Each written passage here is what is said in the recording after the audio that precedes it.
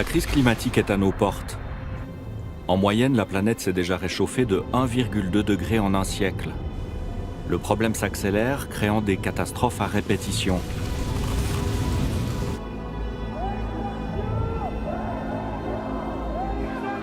Dans la rue, la colère gronde. Pour survivre, il faut changer de modèle, répètent scientifiques et militants.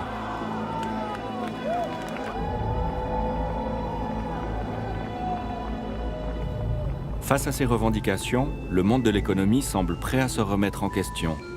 Le textile se met à l'équitable, l'alimentation au bio. La finance, elle, veut devenir plus verte. La nature est le moteur de croissance de notre temps. We all have the right to a sustainable future. Nous devons nous adapter à un nouvel environnement. Paris, Londres, Francfort, les plus grandes places financières se battent pour prendre la tête de cette révolution. Genève en particulier se dit à l'avant-garde. Nous sommes journalistes et nous avons voulu en avoir le cœur net. La finance peut-elle sauver la planète comme elle l'affirme ? Pour le savoir, nous avons analysé des centaines de placements décrits comme durables. Et ce que nous avons découvert nous a laissé pantois. Des entreprises pétrolières décrites comme vertes. Des montagnes de déchets toxiques abandonnés à l'air libre par une entreprise qui se présente en modèle de durabilité. Ce phénomène s'appelle le greenwashing, ou éco-blanchiment en français. Une pratique qui consiste à faire croire, à grand renfort de marketing, que l'entreprise a une politique responsable, alors qu'il n'en est rien. Ce système s'apparente à un formidable tour de passe-passe qui permet aux entreprises les plus polluantes de laver leur image.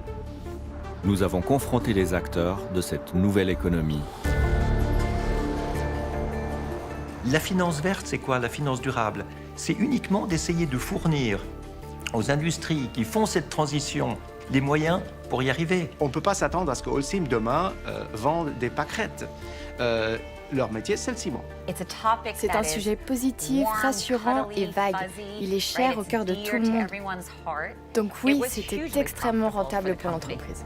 C'est de la fumisterie, c'est du marketing trompeur. On est presque au niveau de la blague. Malheureusement, il y a un impact sur les populations qui sont en première ligne des dérèglements climatiques. Suisse, France, Belgique, Égypte, États-Unis, notre enquête nous a menés aux quatre coins du monde. Et visiblement, les rouages de la finance verte cachent de lourds secrets.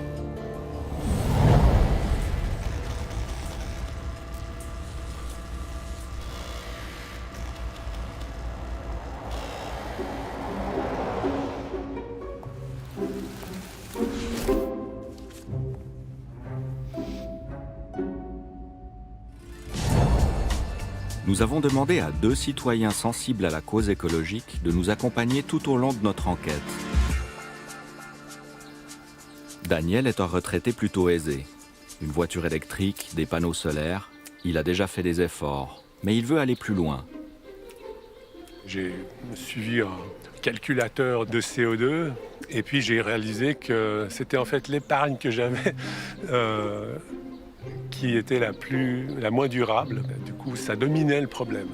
J'ai beau isoler ma maison, je voyage en voiture électrique, c'est de toute façon petit par rapport à l'effet de la finance. Daniel est à la recherche d'un placement qui lui permettrait d'investir ses économies de manière rentable et surtout durable. Sarah est une femme active, sans fortune et militante engagée. Elle ne croit pas aux promesses des banques. Pour elle, les fonds de placement et les actions, c'est non. Elle pense ne pas être concernée par les excès du greenwashing. Merci pour la suite. Sarah a pris part à de multiples actions du groupe Extinction Rébellion.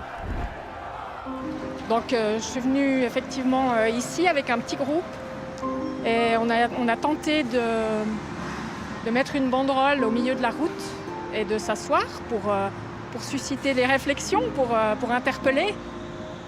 Mais en fait, je me suis retournée et il y avait déjà la police qui était là, qui a couru, une vague de bleu qui nous déferlait dessus.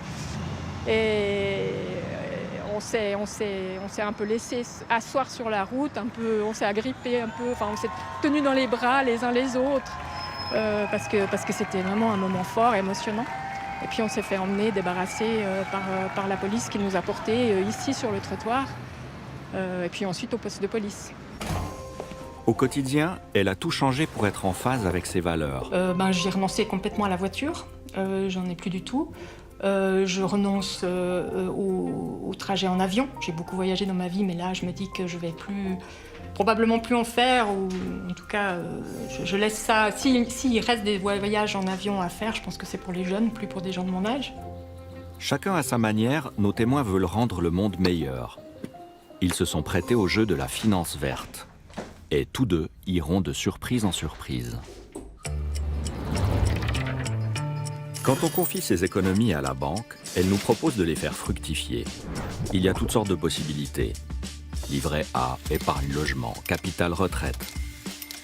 Dans tous les cas, le principe est le même. La banque place cet argent dans des fonds remplis de toutes sortes de produits boursiers. Depuis quelques années, une nouvelle catégorie est apparue, celle des placements dits verts, censés alimenter uniquement des entreprises responsables. Ce marché explose. Le nombre de ces produits financiers estampillés durables a triplé en 10 ans. Pour les banques, c'est une bonne affaire. Ces fonds attirent toujours plus de clients et sont très rémunérateurs. Daniel a demandé à sa banque, PostFinance, de lui faire une proposition de placement durable. Mais en y regardant de plus près, surprise. Dans la liste des actions apparaît le nom Total. Est-ce que vous mettriez votre argent dans un fonds qui a une entreprise pétrolière dedans? Non. Je m'éloigne du pétrole le plus possible. Donc, dès qu'il y a du pétrole, on va dire non. Le produit proposé par la banque de Daniel n'est pas une exception. Dans de nombreux fonds dits verts, apparaissent des entreprises bien connues, mais pas pour leur engagement écologique.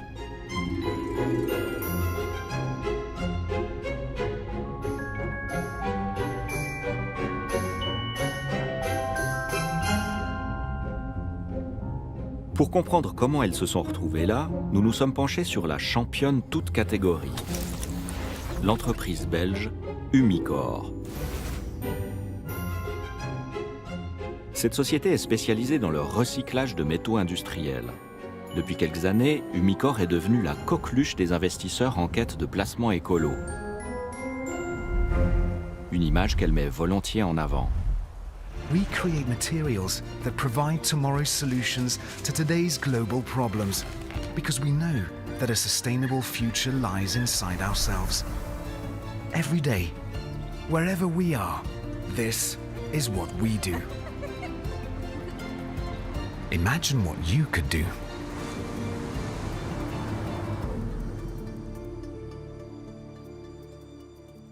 Pourtant, Umicore n'a pas toujours brillé par son aspect écologique.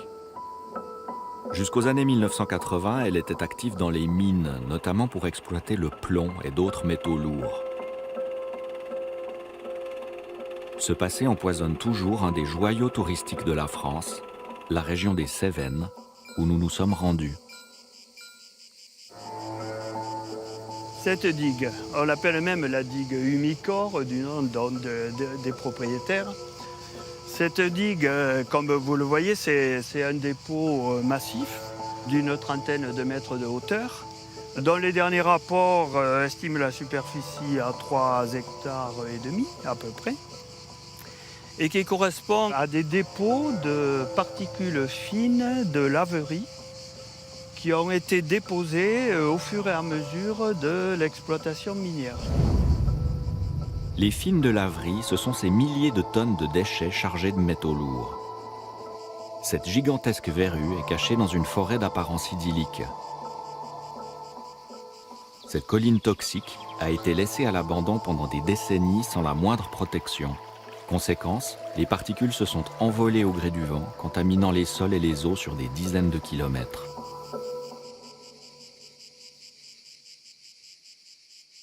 « 40 ans après la fermeture des mines, cette pollution continue de se répandre. » Eh bien voilà, un magnifique dépôt de fines de laverie. C'est humide en permanence et ça va s'écouler lorsqu'il y a des pluies, dans ce qu'on appelle le ruisseau de la mine. qui à son tour va rejoindre le palérole, etc. Il suffit que vous ayez un enfant qui vienne jouer avec le sable ici, vous voyez, si vous faites ça chaque week-end, votre gamin il aura très vite des problèmes quand même. Michel Bourgeat a longtemps cru vivre au paradis. Voilà, c'est en pleine nature, on y est bien. Quand je rentre chez moi, je rentre dans la nature de tous les plantes, mes fleurs, les arbres que j'ai plantés. Tout, c'est chouette. Hein. On y a été heureux avec mes enfants. Hein. Michel et son épouse ont vécu ici et élevé leurs enfants dans l'insouciance la plus totale. À tort. C'est venu tout doucement. Le savoir que c'était pollué, y compris chez moi, c'est que j'ai réfléchi à mes animaux. Mes 2 ânesses sont mortes de leucémie ou quelque chose de similaire. Elles avaient chacune un mouton. Hein, parce qu'un âne tout seul, ça s'ennuie. Mais un âne et un mouton, c'est 2 gamins qui s'en veulent, enfin, qui se bagarrent, c'est génial. C'est vrai, ils s'entendent bien. Bon, mais enfin, les 4 sont morts de leucémie. Donc mon cheptel qui commence à mourir. Alors il y a eu les poules, il y a eu les moutons, mes chiens, mes chiennes. Un chien, un mâle, cancer des testicules, c'est-à-dire hormonodépendant, ainsi que les chiennes, cancer des seins, toutes. En ce qui concerne les personnes, j'ai eu 2 cancers. Là, en ce moment, je suis en train de me bagarrer contre un cancer qui est pas loin, enfin, qui essaye de revenir. Pour l'instant, je me bagarre, ça va. Mais j'ai eu 2 cancers, un cancer de la prostate et un cancer de la peau. Mon épouse, cancer du sein, cancer de la peau. Et une fille qui habitait là et qui s'occupait justement des animaux, qui les brossait et toute la poussière, cancer de la peau. Mais ça fait quand même pas mal beaucoup. L'épouse de Michel n'a pas survécu à ces cancers. Sa fille est gravement malade. Mais ce ne sont pas les seules victimes. Dans la région, une 40aine d'habitants se battent depuis 15 ans pour qu'Umicore décontamine le site et les dédommage. Après des années de combats juridiques, l'entreprise vient à peine de commencer à recouvrir son immense colline empoisonnée. Ces travaux vont durer des années et en attendant, les habitants doivent faire avec. Ça, c'est les conseils sanitaires destinés aux personnes vivant sur ou à proximité de sols fortement concentrés en métaux, arroser les cultures à visée alimentaire avec une eau potable. Ne pas laisser les enfants jouer dans la terre. Voilà. Comment voulez-vous habiter la campagne, hein, si les enfants ne peuvent pas crapahuter dehors d'une façon normale? Enfin, c'est invivable. Star de la finance durable, Umicore a gagné son pédigré d'entreprise écolo tout en cachant des milliers de tonnes de résidus toxiques dans les forêts des Cévennes. Comment est-ce possible ?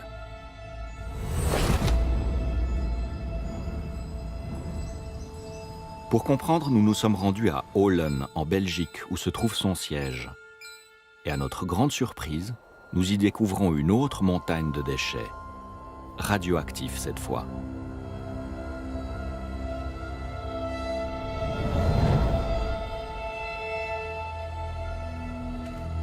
Au bord d'un chemin emprunté par les marcheurs et les cyclistes, le compteur Geiger monte dans les tours. Ici, c'est l'uranium et le radium qui ont été exploités durant des décennies. Et comme dans les Cévennes, les déchets engendrés sont restés à l'abandon, à quelques mètres des habitations. Depuis les années 80, tous les déchets radifères de toute cette industrie d'extraction de l'uranium a été finalement complètement laissé ici en stockage un peu à l'abandon, sous des résidus de terre, parfois du gazon, parfois quelques pierres. Et nous sommes en présence ici de 275 000 m3 de déchets radioactifs. C'est très certainement la décharge la plus importante en termes de radioactivité de toute la Belgique.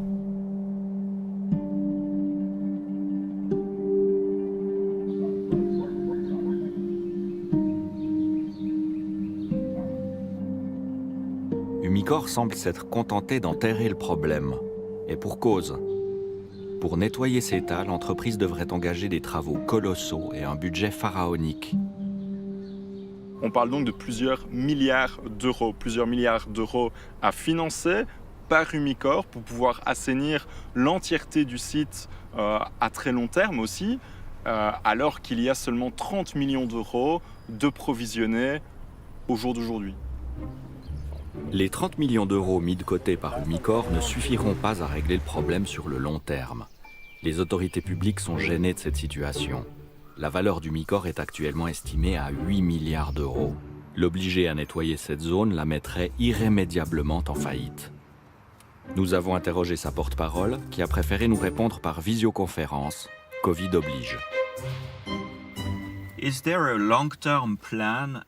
qu'il y a un plan à long terme pour ces déchets radioactifs stockés à Olen?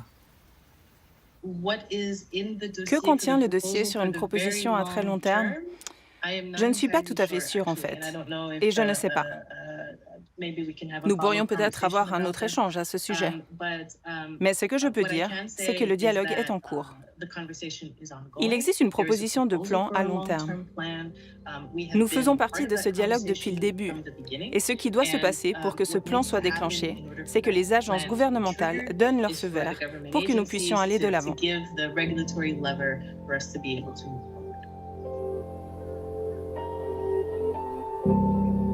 L'avenir de ces déchets semble aussi flou que la réponse d'Umicore. Seule mesure concrète, l'entreprise s'est vue obligée de poser des panneaux d'information autour des zones polluées pour prévenir les riverains.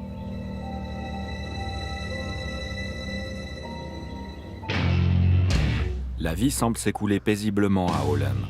Les tomates poussent dans les jardins, les pêcheurs mangent les poissons sortis du canal, mais le mal invisible est bien là.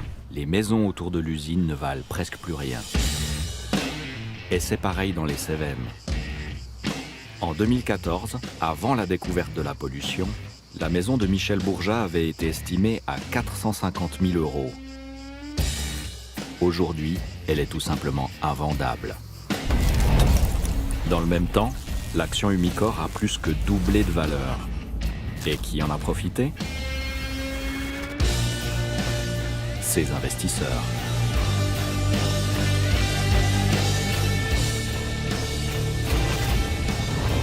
Le plus connu d'entre eux est l'aventurier suisse Bertrand Piccard. Celui qui a fait le tour du monde en avion solaire promeut en effet un fonds durable, celui de la banque zurichoise Globalance. Vous avez un partenariat avec cette banque qui s'appelle Globalance, qui porte votre nom, c'est le portefeuille Bertrand Piccard. Comment ce projet est né Alors, Globalance, c'est une banque assez jeune, une banque privée zurichoise, et ils ont voulu se mettre dans la finance durable. Et ils m'ont contacté en me demandant conseil, en me demandant ce qu'on pourrait faire ensemble, si je pouvais promouvoir cette vision qu'ils avaient de la finance durable. Et on est arrivé finalement sur une idée qui m'a beaucoup plu, c'est d'avoir un portefeuille expérimental. Donc, on va voir, hein, ce n'est pas un portefeuille qui est très, très diversifié, il y a une vingtaine d'actions. C'est des entreprises durables et on va voir sur quelques années si ça marche ou si ça ne marche pas. Moi j'espère vivement que ça marchera parce que le message qu'on veut donner, c'est que c'est rentable d'investir dans le durable, mais il faut le prouver. Et ce portefeuille avec Globalance, eh ben, c'est une manière de prouver oui ou non. Alors justement, on a regardé votre portefeuille et dedans, on a trouvé une entreprise qui prétend être très propre, mais qui ne l'est pas vraiment. Cette société s'appelle Umicore. Alors, Umicore, je connais très bien Umicore. Et alors là, ça m'étonne beaucoup que vous me disiez que c'est une mauvaise entreprise. Parce que Umicore, vous savez ce que c'est? À l'origine, Umicore, c'est l'Union minière belge. C'est ceux qui étaient dans le charbon, dans les aciéries, dans les mines, etc. Et qui s'est recyclé depuis longtemps dans le photovoltaïque, dans les semi-conducteurs, dans les LED. C'est une des premières entreprises à fabriquer des LED. Et maintenant, ils sont dans le recyclage de batteries au lithium. Donc, Umicore, pour moi, c'est exactement le genre d'entreprise qu'on peut considérer intéressante parce qu'elle participe à cette transition d'une ancienne industrie à une nouvelle industrie. J'ai été leur rendre visite, d'ailleurs, chez Umicore. À Olen, en Belgique? Oui, en Flandre, dans le nord de la Belgique. Ouais. Oui. Vous avez vu ces grands tas, ces tumulus de terre sur l'usine, le lieu de l'usine de Non, Umicore ça à l'est pas Holland. vu. Vous les avez pas remarqués? Non, j'ai pas remarqué ça. C'est très impressionnant. En fait, Umicore, certes, aujourd'hui a une activité qui est une activité industrielle qui a été beaucoup améliorée, qui est beaucoup moins polluante qu'auparavant. Mais le problème, c'est que ces 50 ans d'activité de raffinage de l'uranium et du radium ont laissé des quantités gigantesques de déchets radioactifs qui n'ont jamais été traités. Mais je crois que ça, c'est une preuve de plus que ce qui est énergie nucléaire, ce qui est énergie fossile, etc., c'est une période de l'humanité où on a joué aux apprentis sorciers, où on ne savait pas quoi faire du CO2 des énergies fossiles, où on ne savait pas quoi faire des déchets radioactifs de l'énergie nucléaire, et puis que maintenant, on essaye de faire une transition vers quelque chose de propre. Alors, je ne sais pas s'il reste des déchets radioactifs chez Umicore de leurs anciennes activités ou des anciennes activités belges, je ne sais pas. Ce que je sais, c'est qu'aujourd'hui, ils ne sont plus du tout là-dedans. Aujourd'hui, ils participent de manière extrêmement active à la transition écologique, avec des nouvelles technologies qui sont hyper utiles. À votre avis, qui doit payer ce passé? Mais ce passé, il va être payé par les utilisateurs. Il va être payé par tous ceux qui ont utilisé des énergies fossiles, qui ont utilisé des énergies nucléaires. C'est le consommateur. Il faut... De quelle manière? Mais probablement, ça va être fait avec les impôts des gens, avec les... je vais vous dire, on a toujours fonctionné... de payer le... On a toujours fonctionné en faisant payer aux suivants les erreurs des précédents. Alors maintenant, on a utilisé... Qui a utilisé ça? Le public. Tout le monde a utilisé de l'énergie nucléaire. Tout le monde a utilisé des énergies fossiles. Il n'aurait pas fallu le faire. Bien sûr qu'il n'aurait pas fallu le faire. Et bien maintenant, il faut que les utilisateurs de cette énergie-là assument, que les pays assument, que les entreprises assument, et je ne sais pas comment ça va être réparti.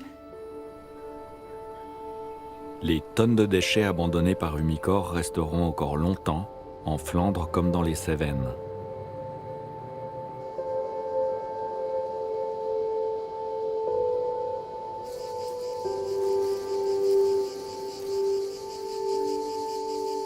Ils abandonnent le passé. Mais le passé, on ne l'abandonne pas. C'est ça, moi, mon passé, je ne l'abandonne pas ici. Hein, moi, je vis avec. Hein, et je l'aurai jusqu'à la fin de mes jours.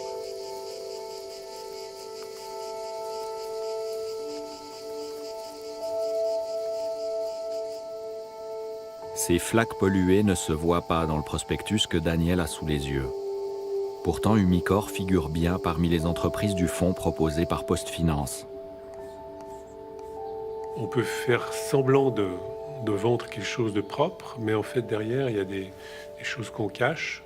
C'est la voie de la facilité, disons que ça ne donne pas confiance, en fait. En tout cas, dans n'importe quel produit que j'achète, j'aime bien savoir à peu près si c'est vrai ce qui est mis sur l'étiquette. On est très loin d'une situation satisfaisante. Nous revenons de notre périple dans les Cévennes et en Belgique avec une question. Comment une entreprise au passé aussi lourd que celui d'Umicore peut se retrouver dans des fonds durables?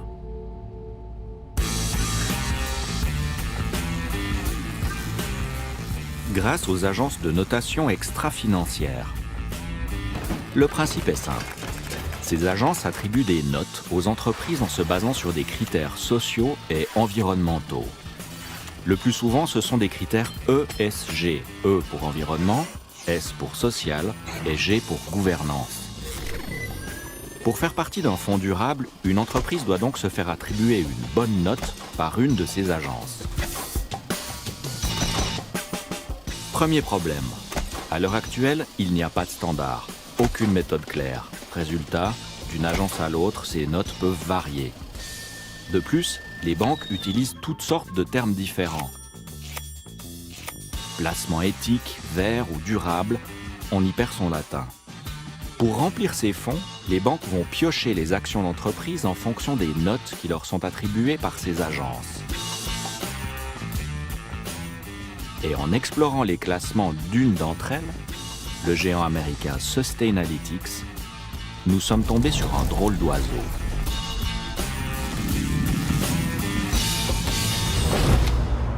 Le groupe Majid Al Futtaim est parvenu à lever plus d'1 milliard de dollars en promettant de réduire son empreinte carbone.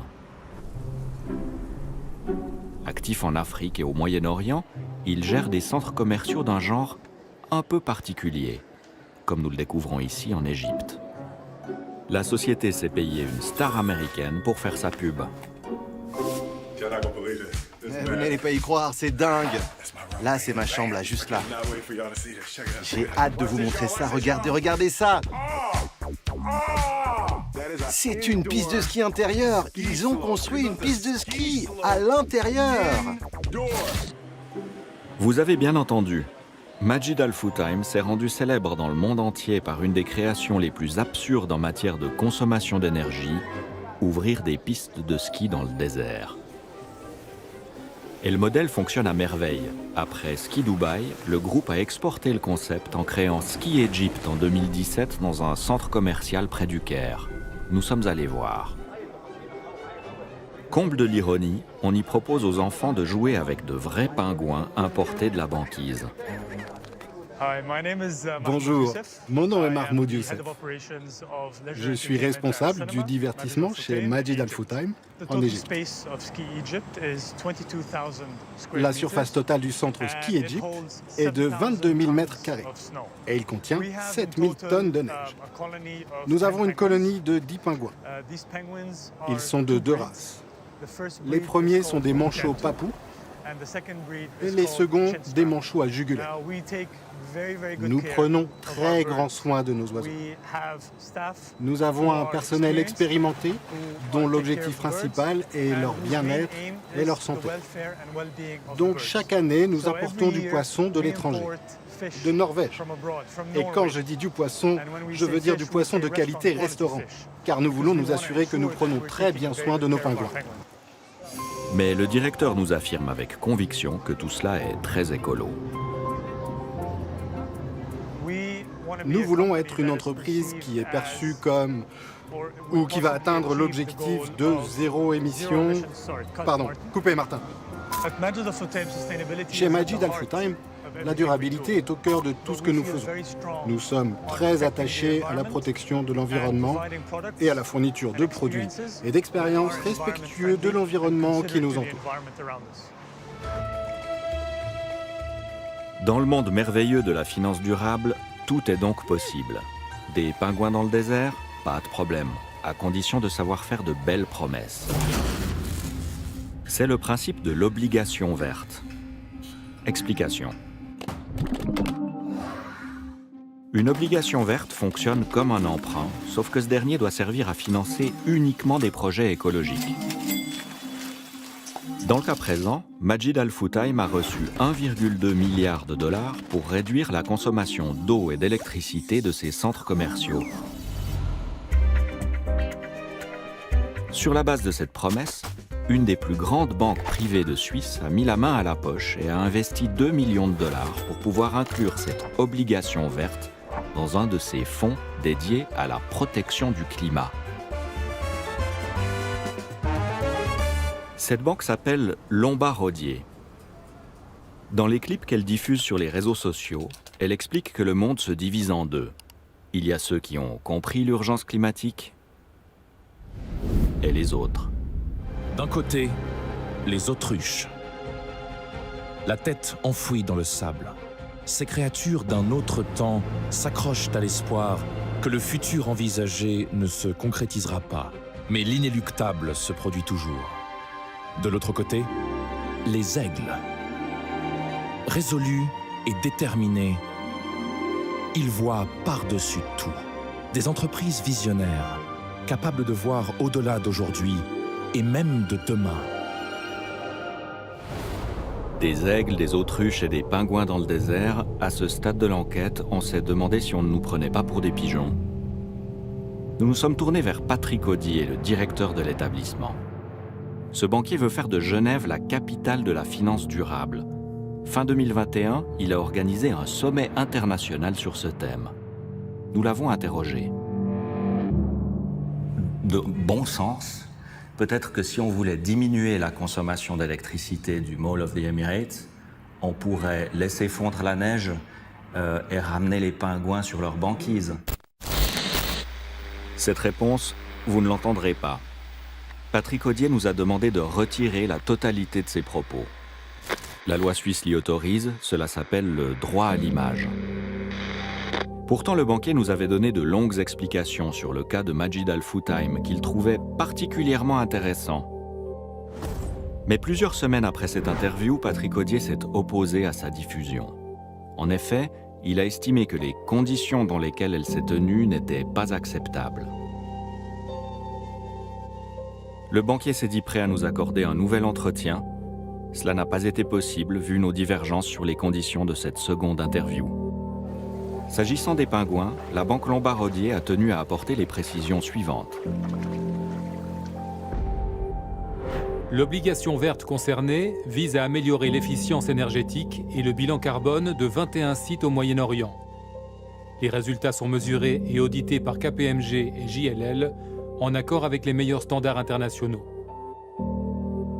Les pistes de ski avec la présence de pingouins préexistaient à l'émission de l'obligation verte. Elles n'ont pas été financées par celle-ci.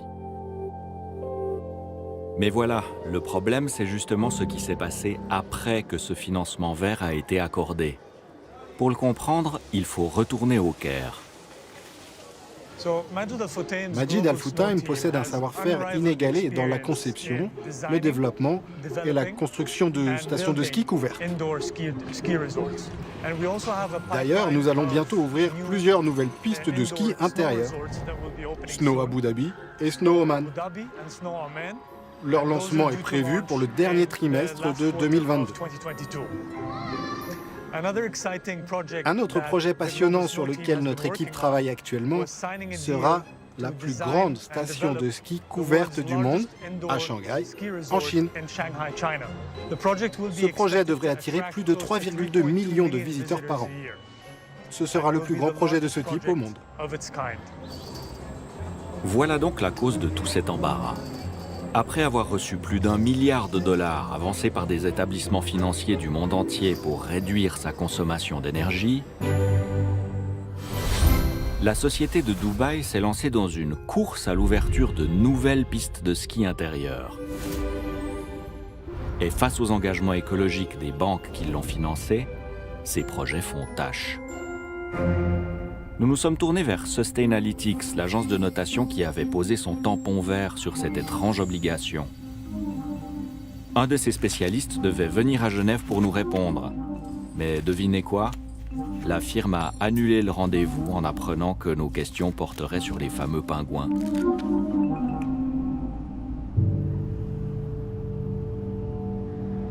On marche sur la tête, enfin, j'ai l'impression que tout est une aberration totale. Je ne comprends pas cette logique.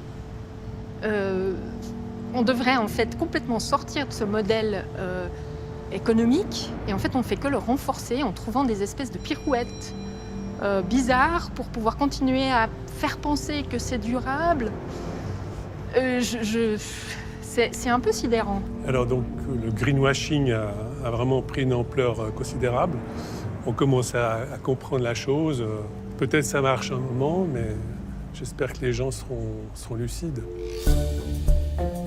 Face à ces excès, la résistance s'organise.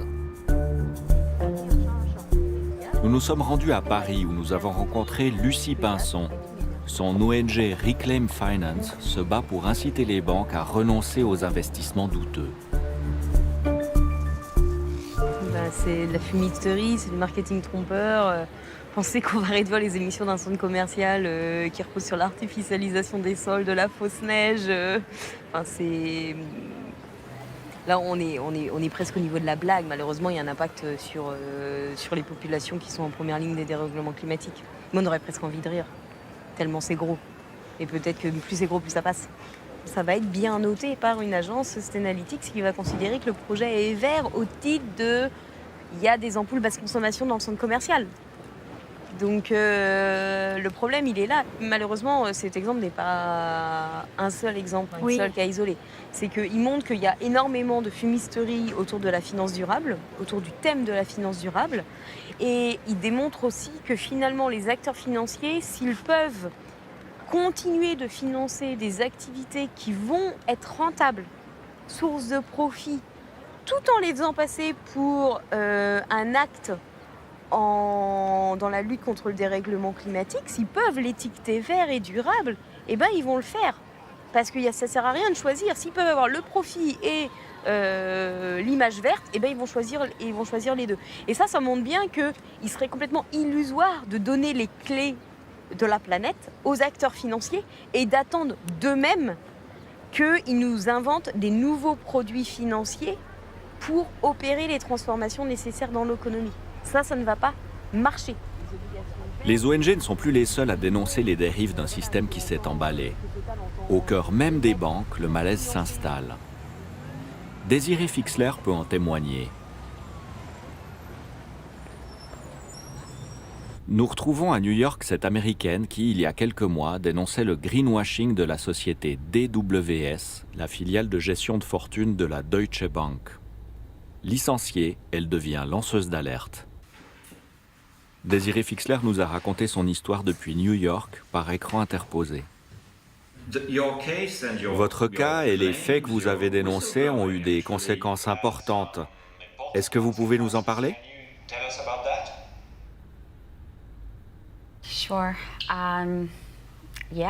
Oui, bien sûr.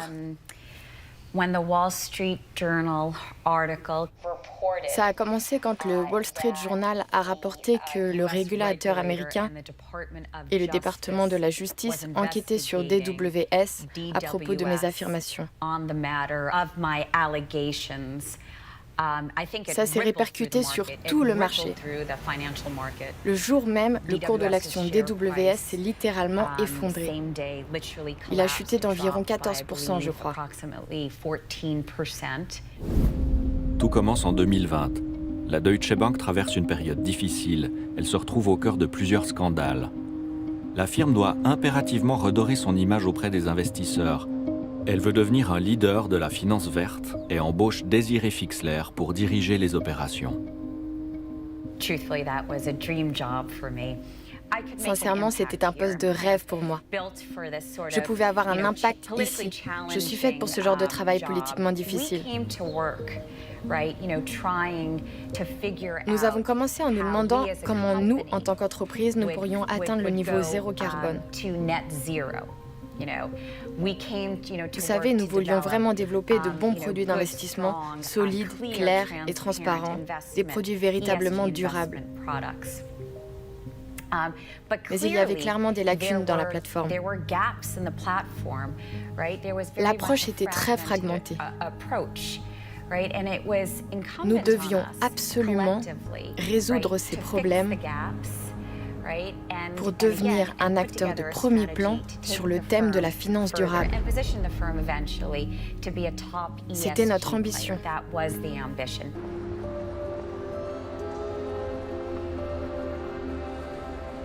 En 2020, la banque se vante dans son rapport annuel de gérer 459 milliards d'euros de fonds durables, un record pour l'industrie. Pourtant, en interne, Désiré Fixler sait que ce chiffre est tout bonnement impossible à calculer. Nous savions que la majorité des gérants, y compris les plus expérimentés, ne respectaient pas nos propres critères de durabilité dans leur choix d'investissement. Et pourtant, un chiffre a été publié. Un chiffre a été publié sans système de suivi, sans aucune preuve. Et c'est un chiffre très impressionnant. Cela signifie que la majorité des actifs sous gestion respectent des critères de durabilité. C'est très impressionnant pour les investisseurs et pour les actionnaires de la société. Une ligne a été franchie. Décrire des placements comme verts alors qu'ils ne le sont pas, cela s'appelle un mensonge. Et vendre un produit sous une fausse étiquette, c'est illégal.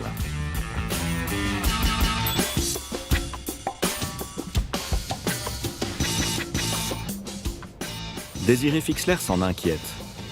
Elle organise une présentation à ses supérieurs et elle n'y va pas par 4 chemins.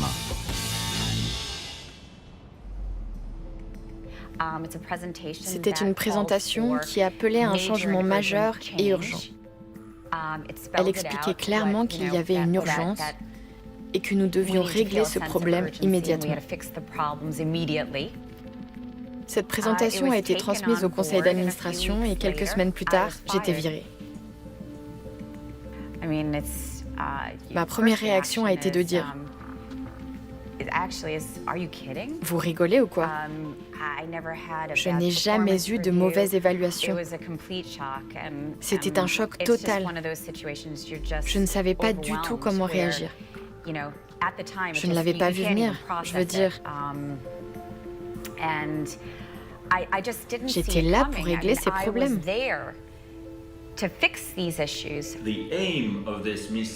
L'objectif de ces affirmations trompeuses de la part de la banque était de vendre des produits qui étaient plus rentables pour elle, c'est bien ça? Oui, absolument. Je veux dire, nous savons que les placements durables, c'est le secteur qui connaît la plus grande croissance pour les gestionnaires d'actifs. Il y a un énorme boom dans l'investissement durable. Et jusqu'à cet incident, nous avions un marché où vous pouviez dire tout et n'importe quoi. C'était un marché basé sur de la rhétorique, pas sur les preuves. Donc beaucoup d'entreprises ont fait preuve de démagogie en disant « La durabilité est au cœur de tout ce que nous faisons. C'est dans l'ADN de notre entreprise. Notre priorité est la neutralité climatique. Notre priorité absolue est la diversité et l'inclusion. » C'est un sujet positif, rassurant et vague. Il est cher au cœur de tout le monde. Donc oui, c'était extrêmement rentable pour l'entreprise. À l'heure actuelle, les procédures sont toujours en cours contre la Deutsche Bank. La banque conteste ces accusations de greenwashing. À ce stade de l'enquête, vous vous dites peut-être que décidément le monde de la finance n'est pas fait pour vous, que jamais vous ne mettrez un centime dans ces fonds soi-disant verts. Difficile pourtant d'échapper au système. Car, qu'on le veuille ou non, nous sommes tous des actionnaires. Et sans que vous le sachiez, votre argent est déjà investi en bourse via les caisses de retraite. En Suisse, il s'agit de l'AVS, dont les 37 milliards de francs sont gérés par Comp Suisse, une société publique. Il y a encore quelques mois, celle-ci ne publiait pas la liste de ses investissements. Nous en avons fait la demande.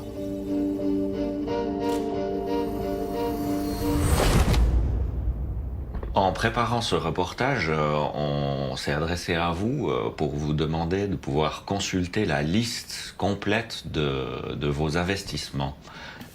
Dans un premier temps, vous avez refusé de nous la transmettre. Pourquoi? Très honnêtement, personne ne nous avait jamais demandé.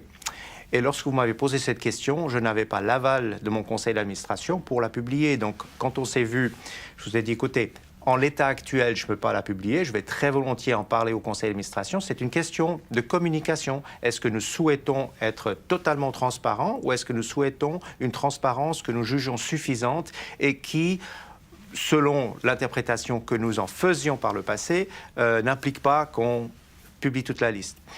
C'est une bonne discussion au conseil d'administration. Je leur ai dit, écoutez, mon avis, on devrait le faire.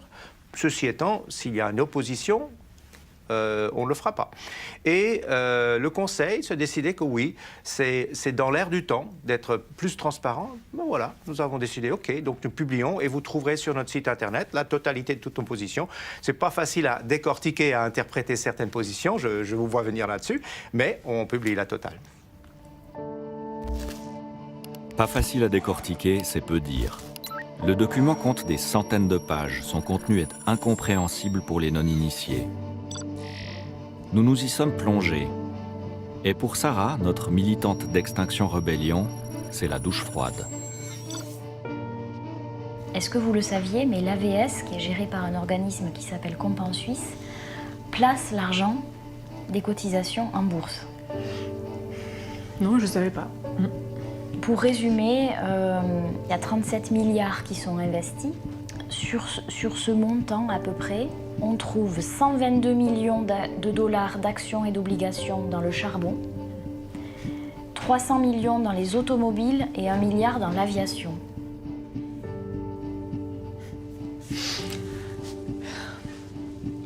Ouais, c'est le monde, c'est toujours la même chose. C'est le monde qui continue sur la même lancée. C'est désespérant. Et après, on parle de nos petits gestes, on nous culpabilise avec ça, et quand on regarde ces chiffres, moi des fois je m'interroge aussi, on nous dit souvent extrémiste, de s'asseoir 3 minutes sur une route, c'est extrême. Mais il est où l'extrême là? Elle est où la démesure? Encore une fois, on est dans un monde de l'excès et de la démesure. Et je me dis en disant ça, mais qu'est-ce qu'on peut faire? Qu'est-ce qu'il faut faire? Parce qu'il faut faire quelque chose. Oui, je pense qu'il faut les interpeller. Je sais pas comment. Mais oui, bien sûr qu'il faut faire quelque chose. On peut plus se permettre. C'est une forme d'impunité qui est du non-respect total de la population, en fait. C'est une question d'appréciation. Notre devoir fiduciaire n'est pas de sauver le monde. Notre devoir fiduciaire, c'est d'assurer que les rentiers aient, que les caisses de compensation aient les liquidités pour payer les rentes. C'est ça notre mission première. Si dans l'optique de cette mission première, nous pouvons insérer des critères de durabilité qui soit augmentent le rendement, soit diminuent le risque, on le fait, et on le fait de manière conséquente. Maintenant, la durabilité chez nous, c'est un chemin, ce n'est pas un but. Et si vous avez une société comme Holcim, par exemple, dont le métier, c'est le ciment, on ne peut pas s'attendre à ce que Holcim, demain, vende des pâquerettes. Leur métier, c'est le ciment. Par contre, si la manière de produire le ciment s'améliore structurellement, mais un peu partout à travers le monde, s'ils font de réels efforts, je trouve que c'est méritoire. Et que c'est suffisamment méritoire pour qu'on se pose sérieusement la question, est-ce que cette société, on devrait la vendre ou pas? Et la même chose pour le charbon. On ne peut pas s'attendre à ce que ces sociétés passent du jour au lendemain à des sociétés qui ne polluent plus du tout. Vous et moi, nous polluons aussi. Tout le monde. On est tous comme ça. Le but n'est pas d'arriver à zéro. Il faudrait éradiquer l'espèce humaine. Le but, c'est d'arriver dans la direction souhaitée. Et c'est pour ça que je disais, la durabilité pour nous, c'est un chemin. C'est un très long chemin. On sera toujours sur ce chemin. On l'a pris de manière plus active, comme beaucoup d'investisseurs l'ont fait en Suisse et à l'étranger, et c'est bien. On a accéléré sur ce chemin, mais ça reste un chemin. Dans le fond de l'AVS, nous retrouvons une entreprise que nous connaissons bien, Umicore.